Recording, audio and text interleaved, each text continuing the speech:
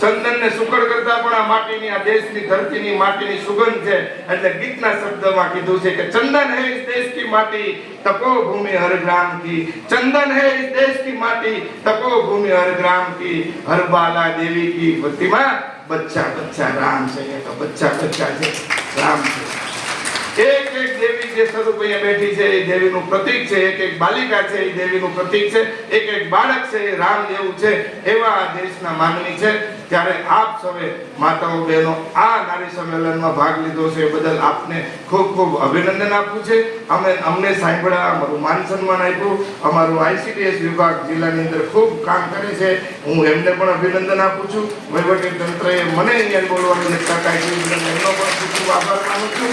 ફરીથી એક વખત સંકલ્પ કરીએ કે આપણી બનાવેલી જે પ્રોડક્ટો છે એ માર્કેટમાં મૂકવી છે અને આપણે કમાવું છે, પગભર ઊભું થવું છે। નરેન્દ્રભાઈનું જે સપનું છે એ સાકાર કરવું છે। ત્યારે હિંમત નો હારતા અમે તમારા પડખે ઊભા છીએ। ક્યાંય પણ અટવાતા હોય ત્યારે અમે આગેવાન તરીકે અમારા વિભાગના સૌ અધિકારી તમારી સાથે છે।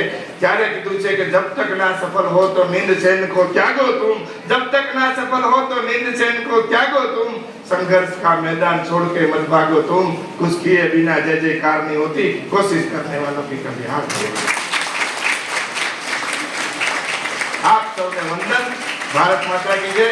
માતાઓને વંદન અને સૌ અમારા દાયજને પણ વંદન। ભારત માતા કી જય। જય જય ગરવી ગુજરાત।